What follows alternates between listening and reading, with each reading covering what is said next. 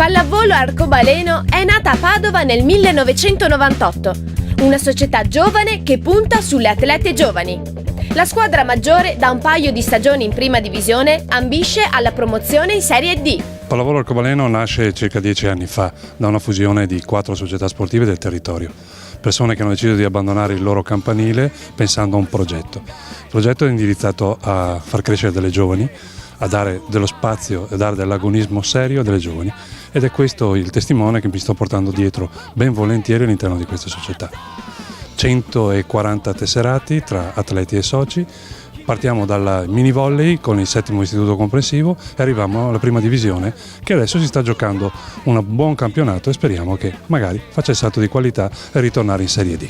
Gli obiettivi ce li siamo dati inizio stagione, è quello di andare su in Serie D. E la squadra tiene abbastanza, sempre con alti e bassi, ma il gruppo c'è, quindi ci sono buoni presupposti. La società forma al proprio interno le atlete da inserire in prima squadra, con un team di 7 allenatori coordinati dall'attenta opera del direttore tecnico. Siamo una società abbastanza giovane che tende ad anticipare i tempi, cioè cercare di individuare quelle che sono le ragazzine secondo noi futuribili o comunque con maggiori qualità tecniche o fisiche, e cerchiamo appunto di anticipare i tempi e farle giocare in squadre con livelli più evoluti rispetto magari a quello della loro età. Siamo coordinati in 2 settori, uno dal mini volley all'Under 14, l'altro dall'Under 16 alle squadre maggiori.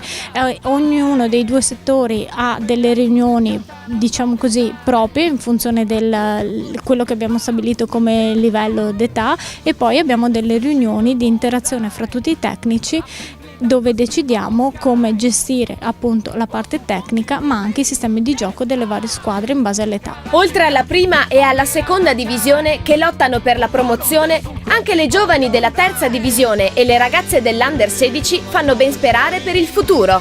L'obiettivo di quest'anno come campionato è cercare di fare più punti possibili, vincere più partite possibili, in modo da poter crescere, e eventualmente l'obiettivo sarebbe quello di preparare delle ragazze che possano essere pronte per l'anno prossimo o quando la società decide di fare un campionato di categoria superiore. Gioco da 5 anni a pallavolo, da 3 anni che sono qui all'Arcobaleno.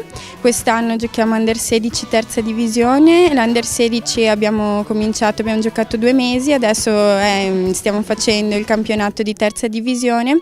In classifica non abbiamo un posto molto alto, però stiamo lavorando appunto per avere ottimi risultati l'anno prossimo e avere un posto in classifica abbastanza alto, e spero nel mio futuro di arrivare a alti livelli. Siamo felici di questo gruppo, speriamo di futuro di essere un pochino più grintosi, un pochino più squadra, proprio perché ne abbiamo bisogno.